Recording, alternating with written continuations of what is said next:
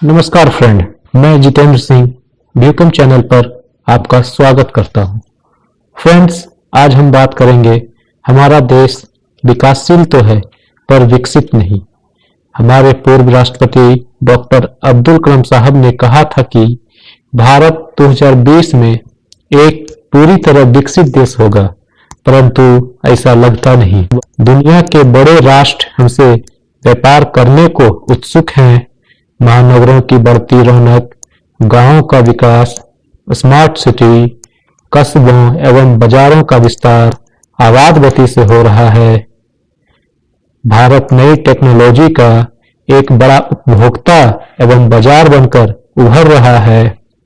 हमारी उपलब्धियां कम नहीं है, हमारी सफलताएं आश्चर्यजनक है, फिर भी हम विकसित नहीं हो पा रहे हैं। बावजूद इस सकारात्मक स्थितियों के भारतीय समाज अंतर्विरोधों से भरा हुआ है, इसलिए हम सच्चे अर्थों में विकसित नहीं हो पा रहे हैं। हम इतने निराशावादी एवं नकारात्मक हो गए हैं कि हमें अपनी शक्ति, क्षमता, अच्छाई, जिनमें हमने उन्नति की है, इनका जिक्र ना करके हत्या, चोरी, डकैती, अपराध, घोटालों, राजनीतिक प्रदूषण इत्यादि को ही प्राथमिकता देने में लगे हुए हैं। हम असफलताओं की ही चर्चा करते रहते हैं, उन्हीं को हाईलाइट करते रहते हैं। हम विदेशी वस्तुओं के प्रति मोहग्रस्त हैं। हम विदेशी वस्तुओं पर निर्भर हो गए हैं। हमारी आदत सिर्फ लेने की हो गई है। जिस दिन हम देने के लिए खड़े हो जाएंगे, ये विदेशी वस्तुएं स्वदेशी हो जाएंगे। समय आ गया है बदलाव करने का, स्वाभिमान को आत्मनिर्भरता में बदलने का। एक विकासशील भारत को विकसित बनाने के रूप में हमने वस्तुतः सभी क्षेत्रों में प्रशंसनीय प्रगति की है। कंप्यूटर के क्षेत्र में हम अग्रणी हैं। हमारे सेनाएं हमारी अपनी ही मिसाइलों, अपने ही आयुधों, उपकरणों से संपन्न है। हम गेहूं और चावल उत्पादन में विश्व में अव्वल हैं। दुग्ध उत्पादन में विश्व में अव्वल हैं। बहुत से क्षेत्र ऐसे हैं जिनमें हमने कामयाबी हासिल की है। हमारे साइंटिस्ट नई नई ऊंचाइयों को छू रही हैं। ये घटनाएं एवं संकेत शुभ हैं। हमारे पूर्व राष्ट्रपति डॉक्टर अब्दुल कलाम साहब हमेशा कहते थे, हैव ए बिग ड्रीम, अर्थात बड़े सपने लो। यदि आपके सपने बड़े होंगे तभी तो आप उन्हें साकार करने हेतु अधिक परिश्रम करेंगे। राष्ट्रपति के रूप में उन्होंने एक बड़ा स्वप्न रखा है कि भारत एक पूरी तरह विकसित देश हो। हम किसी से कम नहीं रहेंगे, सभी प्रकार से सक्षम होंगे। बावजूद इस सकारात्मक स्थितियों के भारतीय समाज अंतर्विरोधों से भरा हुआ है, इसलिए हम सच्चे अर्थों में विकसित नहीं हो पा रहे हैं। क्योंकि इन शुभ संकेतों के बीच एक व्याप्त घनघोर अंधेरा है। इन अंधेरों पर नियंत्रण करके ही भारत को पूर्ण विकसित राष्ट्र बना सकेंगे। हमें यहाँ ईमानदारी एवं पारदर्शी शासन का नारा बुलंद करना होगा ताकि भ्रष्टाचार को जड़ से समाप्त किया जा सके। कहीं न कहीं हम भ्रष्टाचार के मामले में दुनिया के अग्रणी देशों में गिने जाते हैं। आज भी हमारे यहाँ गरीबी बढ़ रही है। चिकित्सा, शिक्षा एवं बुनियादी जरूरतों के मामले में हमारे यहाँ के हालात बेहद पिछड़े हुए हैं। हालांकि हमारा राष्ट्र दुनिया का सबसे बड़ा जनतांत्रिक राष्ट्र है, लेकिन आज भी हम एक सशक्त लोकतांत्रिक राष्ट्र नहीं बन पाए हैं। कुछ तो कारण है जो हमें विकसित होने से रोक रहा है। इन कारणों को समाप्त करना है। अंधेरों के बीच उम्मीद की किरणों को खोजना है और समाज के प्रत्येक व्यक्ति में इन किरणों को जागृत करना है। हमारे समाज में सबसे बड़ा अंधेरा जनसंख्या में लगातार वृद्धि होना है। जिसे कड़े कानून बनाकर समाज के सभी वर्गों से बातचीत कर स्त्री पुरुष में भेदभाव को समाप्त कर किया जा सकता है। जनसंख्या वृद्धि के कारण बेरोजगारी बढ़ती जा रही है। जनसंख्या और बेरोजगारी के बढ़ने से शिक्षा के क्षेत्र में भी प्रभाव पड़ने लगा है। शिक्षा भी आज जातिवाद, क्षेत्रवाद, संप्रदायवाद के आधार पर विभाजित हो गया है। आज विश्वविद्यालय एवं विद्यालय को नई आधुनिकता का माध्यम बनाया जा रहा है, पर हमारे शिक्षा के मंदिर हिंसा के अखाड़े बने हुए हैं, जहां छोटे बड़े बच्चे हिंसा की घटनाओं को अंजाम दे रहे हैं। शिक्षा व्यवस्था में बदलाव करना बहुत जरूरी हो गया है, जिससे शिक्षा सरल और समान हो सके।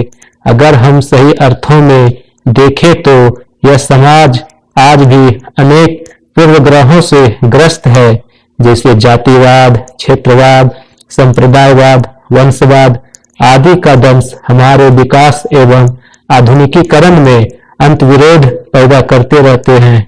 जनतंत्र एवं जनतांत्रिक राजनीति में जातिवाद, क्षेत्रवाद एवं संप्रदायवाद की भूमिका सीधी तौर पर देखी जा सकती है। भारत एक जनतांत्रिक समाज तो है, लेकिन उसमें समानता मूल्य का होना एक तरह से अंतविरोध सृजित कर रहा है। भारत एक अहिंसक देश है, अहिंसा के मूल्यों पर विश्वास करता है, किंतु अगर गहराई से देखें तो यहाँ के सामाजिक स्तरों में हिंसा की अनेक परतें दिखाई पड़ती है। हमारे समाज की पृष्ठभूमि भी हिंसा से त्रस्त है। आधिपत्यशाली कमजोर पर हिंसा करता है। हर शक्तिवान शक्तिहीन को हिंसा के माध्यम से ही नियंत्रित करना चाहता है। इस तरह के दुखद विरोधाभास से भारत का विकास एवं नए भारत का संकल्प कभी कभी बेमानी लगने लगता है। कहने को तो हम बुद्ध महावीर के उपदेशों की दुहाई देते हैं, अपने को गांधी का देश कहते हैं और अहिंसा की महत्ता को रेखांकित करते हैं, पर हम अनेक बार अपनी असहमति एवं विरोध हिंसा के माध्यम से ही प्रकट करते हैं। कभी जात पात के नाम पर, तो कभी मंदिर मस्जिद को लेकर, कभी हम बिना सोचे समझे नेताओं के बात पर हिंसा पर उतारू हो जाते हैं। इस क्रम में कई बार सरकारी संपत्ति को क्षति पहुंचाई जाती है, कभी अपने से भिन्न मत रखने वालों को, तो कभी कभी निर्दोष भारतीयों को भी क्षति पहुंचाया जाता है।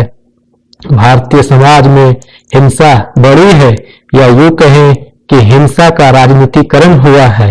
स्थानीय निकाय चुनावों से लेकर सांसद के लिए होने वाले चुनाव में भी हिंसा के अनेक रूप दिखाई देते हैं। किसी को वोट देने का हिंसा, किसी को वोट न देने पर हिंसा। हिंसा बल पर राजनीति ताकत दिखाने की होड़ लगी हुई है। एक तरह से अनेक रूपों में हिंसा चुनावी प्रक्रिया और लोकतंत्र का अभिन्न अंग बन गई है। आज आग्रह, पूर्वाग्रह और दुराग्रह ऐसे लोग गिनती से मिलेंगे जो इन स्थितियों से बाहर निकलकर जी रहे हैं। इसके अलावा शिक्षा निम्न स्तरीय गरीबी को बनाए हुए हैं। स्वास्थ्य सुरक्षा एवं रोगों का रोकथाम हेतु व्यवस्था संतोषजनक नहीं है। कमजोर एवं बीमार लोगों की शक्ति की कमी उनकी क्षमता को प्रभावित कर रही है।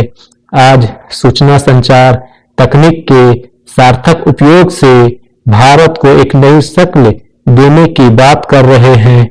हमारी आर्थिक व्यवस्था डिजिटलाइज एवं ऑनलाइन करने की दिशा में हम आगे बढ़ रहे हैं, लेकिन आज भी हमारे यहाँ इंटरनेट की क्षमता एवं तकनीक संतोषजनक नहीं है।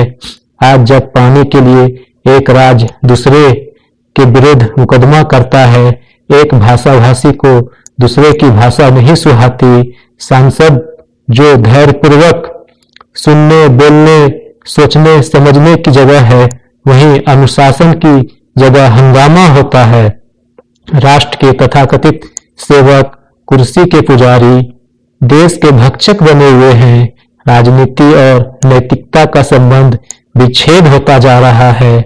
सांस्कृतिक जीवन से परे हटकर भोगवाद की तरफ बढ़ते जा रहे हैं। ऐसी स्थिति में राष्ट्र को पूर्ण विकसित होने से स्वप्न का साकार होना असंभव नहीं तो कठिन अवश्य है। राष्ट्र को सच्चे अर्थों में जगाना होगा, फिर कितना ही बड़ा स्वप्न क्यों न हो अवश्य पूरा होगा।